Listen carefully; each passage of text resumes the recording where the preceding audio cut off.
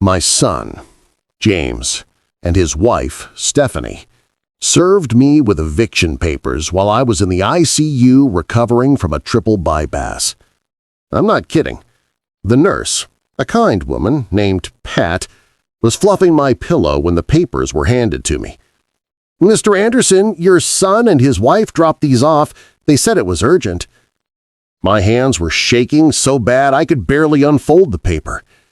It was a court order, a petition to declare me incompetent and seize my assets, signed by my only son, James. Also, his wife could sell my family's farm.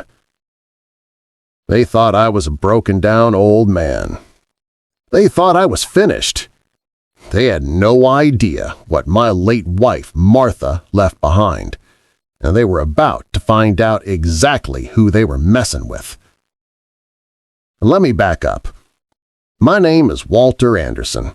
I'm 68 years old, and for 45 of those years I've worked the same 200 acres of Iowa dirt. It's not much. It's never been much. My wife, Martha, God rest her soul, passed away a year ago. She was the one who was good with the numbers. I just knew how to fix a tractor and when to plant. Since she's been gone, well, it's been hard. The bills piled up. The bank, which used to be run by my friend, was bought out by some big corporation in Des Moines. They didn't care that I'd been a customer since 1978. Then there's Stephanie. My son James met her in Chicago. She's an influencer. That's what she calls it.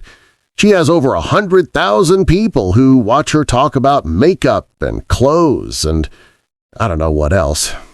She hated the farm from day one. She said it smelled like poverty. She'd walk around in her $400 boots taking pictures of rest on my tractor and post them online with captions like, "This is what generational trauma looks like." James, he just followed her around like a lost puppy. He got a job at her father's real estate firm, wearing suits that cost more than my monthly mortgage payment. He started calling the farm a bad investment instead of home. Stephanie's dad, Arthur, is a big-time developer. He says this land is zoned for commercial development. We can be rich. "This is our home, James," I told him, my voice tight. "Your mother is buried here." "Mom's gone, Dad," he said, and the coldness in his voice was worse than the winter wind. "We have to be realistic. Stephanie and I have a future to think about." I never thought he'd go through with it. Not really. I thought he was just talking. Then my heart gave out. I was about to find out just how powerless I really was. I got out of the hospital a week later. James drove me home. The silence in his BMW X7 was deafening. Stephanie didn't come. "She's at a brand summit," James said, not looking at me. When we pulled up the gravel driveway, I saw it. A huge, gleaming "For Sale" sign hammered into my front lawn. Property of Davis Realty International. "What is this?" My voice was barely a whisper. My chest ached. "Dad, it's for the best," James said, helping me out of the car. He wouldn't meet my eyes. "The bank was going to foreclose anyway. Arthur, Stephanie's dad, he's doing us a favor. He's buying the land before it goes to auction. It saves your credit." "Foreclose?" "James, I'm behind, but I'm not that far behind." "You don't understand the finances, Dad. You never did. Martha handled it. Now, it's a mess. I'm handling it. The power of attorney you signed before surgery gives me the right." He was wrong. I knew I wasn't that far behind. I had a grace period. I'd talked to them. He helped me inside. The house felt cold, empty. He set my bag down. "Stephanie and I will be by tomorrow with the last of the papers. The sale closes in 3 days. We got your room at the at the Sunset Hills Assisted Living Facility. He was putting me in a home. My son was putting me in a home. "Get out," I whispered. "Dad, be reasonable." "Get out!" I roared. Or at least I tried to. It came out as a pained croak. He left. He actually left. I sat there at the kitchen table, the one my grandfather built, and I broke. I was a 68-year-old man with a scarred chest, $600 in my checking account, and a son who had just stolen my life. I couldn't afford a lawyer. I had no power. My own family was the one destroying me. I looked at the eviction notice on the table.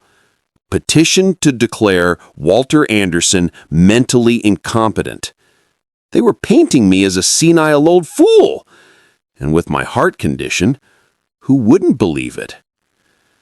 I truly believed I couldn't win this. I was done. I was about to lose everything.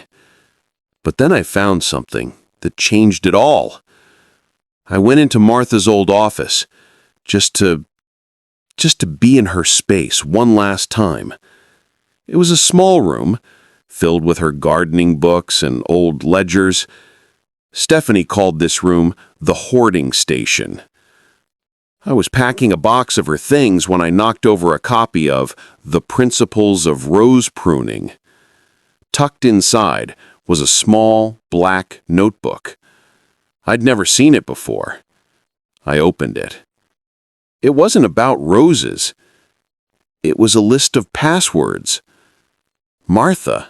I knew she used the computer, but I thought it was just for emails. At the bottom of a page, one entry. The real books. Password, Our First Dance 49. I went to her old desktop computer, a dusty Dell from 10 years ago. I turned it on. I found a password-protected folder I'd never seen. I typed it in. The folder opened, and my world tilted. Martha, my quiet, gardening Martha, was a digital dragon. She had everything. It wasn't just ledgers. It was scanned bank statements, copies of emails, audio files. For the last 5 years, she had been documenting everything. She didn't trust Arthur Davis. She didn't trust the new bank. I found a subfolder labeled Arthur. Inside was a spreadsheet. It wasn't just my farm. It was the Miller farm, which went under last year. The Haney farm, the one that mysteriously burned down. Martha had been tracking Arthur's company. He was using a contact inside the bank, a loan officer named Parsons, to buy up properties. Parsons would accidentally misfile paperwork, block grace period payments, and trigger rapid defaults. Then Arthur's company would sweep in and buy the land for pennies on the dollar, all before it ever hit public auction. He wasn't doing me a favor. He was a criminal. He was stealing my farm just like he'd stolen 6 others. Martha had the bank transfers. She had the call logs. My hands were shaking, but not from weakness, from rage. Then I saw the other folder. Stephanie. I clicked it. It was all her financial data. Martha had helped her set up her Influencer LLC, and Martha, God bless her, kept copies. Stephanie wasn't rich. She was drowning. Her old money was a lie. Her parents were broke. Her father's development firm was a house of cards funded by these stolen farms. Stephanie's entire lifestyle, the $80,000 BMW, the designer bags, the brand summit trips, it was all on high-interest credit cards. I found a scanned Amex bill, $47,000, $329 to be exact. I saw the collection notices for her car. She wasn't just helping her dad. She needed the sale of my farm to pay her own bills. The poverty she was mocking me for was her own. I had the proof, but I had no money and no power. I thought confronting them would work. I was wrong. I called James. I told him I had to see him. "It's about your mother," I said. He came over that night. He looked annoyed. "Dad, this has to be quick." "James," I said, my voice steady, "you're being scammed. Arthur is a criminal. He's preying on farmers. I have proof." I tried to show him the files. He wouldn't look. He physically pushed the laptop away. "Dad, stop. Just stop. This is pathetic. You're making up conspiracy theories. You sound crazy. James, look at the screen. Your mother—" "Don't you dare bring Mom into this," he yelled. "She'd be ashamed of you. She'd want us to have a good life, not cling to this dirt. Arthur is a good man. He's my boss. He's my family. You're just an old man who can't let go." He stood up. "The sale is final. We're signing the last papers tomorrow at noon, at the farm. Arthur and Mr. Parsons from the bank are coming. Be packed." He left. He called me pathetic. He called me crazy. My own son. That's when I hit rock bottom. I sat there in Martha's chair and I had nothing. The proof didn't matter if no one would look at it. The bank was in on it. My son was in on it. I was beaten. I stared at the screen, at the list of other farms Arthur had destroyed, the Miller farm, the Haney farm. I remembered Tom Haney, a good man. He'd lost everything. No, I wasn't beaten, not yet. Martha didn't just leave me proof. She left me a weapon. I couldn't use my son. I couldn't use a lawyer, but I knew exactly who to call. A few months back, some young, ambitious reporter from the Des Moines Register had called me. She wanted to do a human interest story on Stephanie's TikTok farm. I told her to get off my land. I found her name, Maria Sanchez. I called her number. "Miss Sanchez, this is Walter Anderson. Yeah, the TikTok farmer. You wanted a story? Well, I've got much bigger one. It's about bank fraud, land theft, and the biggest developer in your city. And I've got receipts." There was a pause on the line. "Mr. Anderson?" She said, her voice suddenly sharp. "I can be there in 45 minutes. That's when I stopped playing fair. Maria was smart, fast. She showed up with a laptop and a fire in her eyes. I didn't waste time. I didn't tell her about Stephanie's personal debts. That was for James. I showed her the real story. Arthur Davis, Parsons at the bank, and the 6 farms. Her eyes went wide as she looked at Martha's files. "Walter, this is huge. This is a RICO case. Martha was incredible." "She was," I said, my throat thick. "But I don't just want to expose him. I want to save my farm. The signing is tomorrow at noon. Here." A slow grin spread across Maria's face. "They're coming here? Oh, this is perfect." The plan was simple, and it was beautiful. Maria and her cameraman would be here, hidden, and we were going to use the one thing Stephanie couldn't resist, her own arrogance. The next morning, I did something I'd never done. I went on TikTok. I found Stephanie's account, and I left a comment. "You win. I'll be gone by noon. Congratulations on stealing your family's home." I knew she wouldn't be able to resist. She'd want to film her victory. At 11:30, Maria and her cameraman were set up in Martha's office with a clear view of the living room. I put a small, button-sized microphone in my shirt pocket, just like she showed me. At 11:45, they arrived. Not just James and Arthur and Parsons. Oh no, Stephanie was there, holding her phone up, live streaming to her followers. "Hey guys," she said, walking into my living room. "We are live for the final walkthrough of the Poverty Museum. We're finally signing the papers. It's the end of an era. Say hi, Dad." Arthur, a slick man in a $1,000 suit, just chuckled and waved at her phone. Parsons, the bank guy, looked nervous. James just looked blank. "Walter," said Arthur, clapping his hands together. "Glad you decided to be reasonable. No hard feelings. It's just business." "Is it?" I said, my voice calm. My heart was hammering, but my hands were steady. "Dad, please don't start," James said, sighing. "Just sign the last paper so we can go." "I have a few questions first," I said. "Mr. Parsons, I was wondering why my grace period payments were misfiled." Parsons went pale. I don't know what you're talking about. It's all standard procedure." "Standard procedure," I said. "Is that what you told Tom Haney or the Miller family?" Arthur stepped forward. His smile was gone. "What did you say?" I said, my voice getting stronger, "that you are a thief, and I have the proof."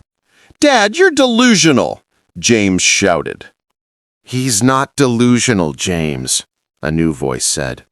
Maria Sanchez walked out of Martha's office, her cameraman right behind her, his light blazing. Stephanie screamed and dropped her phone, but the live stream was still running. Her followers could see everything. Arthur's face turned to stone. Parsons looked like he was going to be sick. "Arthur Davis, I'm Maria Sanchez with the Des Moines Register," Maria said, her voice like ice. "We're running a story on your long-standing arrangement with Mr. Parsons here. We have emails, we have bank transfers, we have a list of 6 farms you've illegally foreclosed on." This is slander," Arthur sputtered. "You can't prove." "Oh, I can," I said. I stepped forward, holding a single piece of paper, the one I'd saved just for this.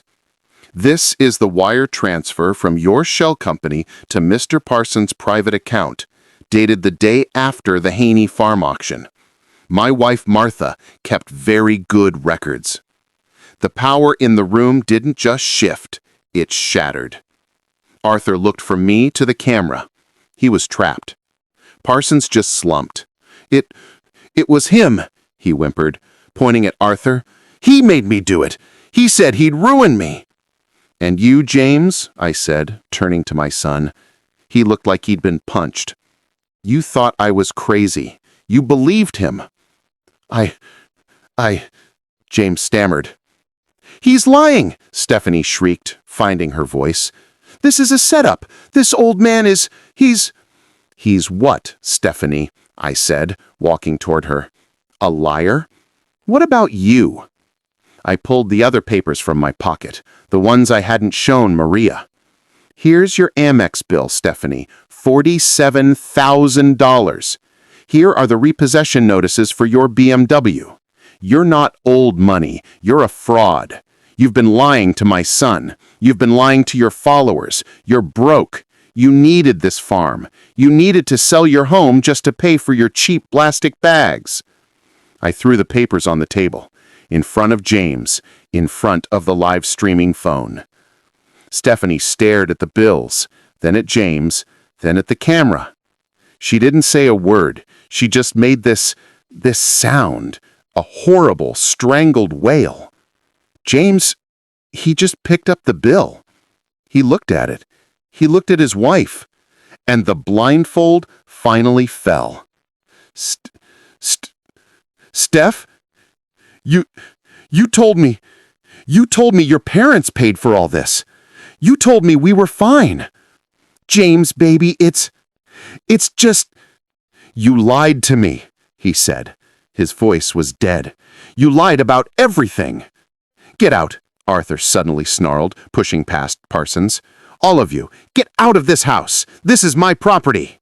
Not quite, Mr. Davis, Maria said, stepping in his path. In fact, I just got off the phone with the Attorney General's office. They're very interested in Martha Anderson's files. I believe they'd like to meet you." Arthur froze. He looked at the camera. He looked at me. The look on his face, it wasn't just defeat. It was annihilation. He tried to lunge for the camera. "Turn that off!" The cameraman just sidestepped him. Arthur, the big-time developer, tripped over his own expensive shoes and crashed into a box of Martha's gardening books. It was over. He knew it. Stephanie knew it. Her live stream was now filled with thousands of comments. "Fraud! Liar! OMG! She's broke!" She stared at her phone, her mask of perfection finally cracking, and she crumbled. The look on their faces when they realized, priceless. That's when their whole world started to crumble. The aftermath was fast, and it was brutal. Maria's story didn't just run. It exploded. It was picked up by the national news. The farmer's wife, they called it. How Martha Anderson's secret files took down a corrupt developer from beyond the grave. Arthur Davis was arrested that same day. Parsons, the bank guy, sang like a canary. He took a plea deal and testified against Arthur, detailing the entire six-farm scheme. Arthur's firm collapsed. He's facing, I hear, 20 years. Stephanie. Her fall was even more public. Her live stream of justice, as the internet called it, went viral. Actually viral, not her fake sponsored viral. Millions of people saw her exposed as a fraud. Her sponsors dropped her within an hour. Her agency dropped her by the end of the day. Her comment section? Oh, it was a bloodbath. She deleted all her social media, just vanished. The bank, terrified of the lawsuit I now had and the one Maria's story was generating for the other families, practically fell over themselves to make it right. They didn't just stop the foreclosure, they restructured my entire loan, gave me a 1.5% interest rate for the life of it. The bank president flew from Des Moines to apologize to me in person, with Maria Sanchez sitting right next to me, taking notes. They never saw it coming. And James? He didn't leave with Stephanie. He stayed. After the police led Arthur away, after Maria packed up, he just sat at that kitchen table. For almost an hour. He just stared at Stephanie's credit card bills. Finally, he looked up at me. His eyes were red. "Dad," he said, his voice thick, I am so sorry. I was so stupid. I believed her. I wanted to believe her. I didn't believe you." I just sat down across from him. "I know, son. She's filed for divorce," he said, looking at his phone. "She's blaming me for everything. Are you okay?" I asked. He looked around the room, at the dusty floors, the old furniture. This is real. That was the lie." He looked at me. I should have believed you." That was all I needed to hear. It's been 6 months now. James lives here, on the farm. He quit his job at the now bankrupt development firm. He's working with me, learning the real books, Martha's books. He's good with the numbers, just like his mother. The farm? It's doing okay. With the new loan, we're actually making a profit. We're rebuilding the Haney family's barn for them. The other families are getting their own settlements from the bank. I saw Stephanie once, at the grocery store. She was working as a cashier. She saw me, her face went white, and she ran to the back room. I didn't feel angry. I didn't feel anything at all. This morning, James and I were fixing the fence on the west pasture, the same one Stephanie used to make fun of. "It's hard work, Dad," he said, wiping sweat off his face. "It is," I said, hammering in a post. He smiled, a real smile, the first one I had seen in years. "It's good work, though." I looked out over the land, my home. They thought I was beaten. They were wrong. If you enjoyed this story, make sure to like this video, comment, and smash the subscribe button. Also, check out other videos on the channel. Joe's got more interesting stories for you.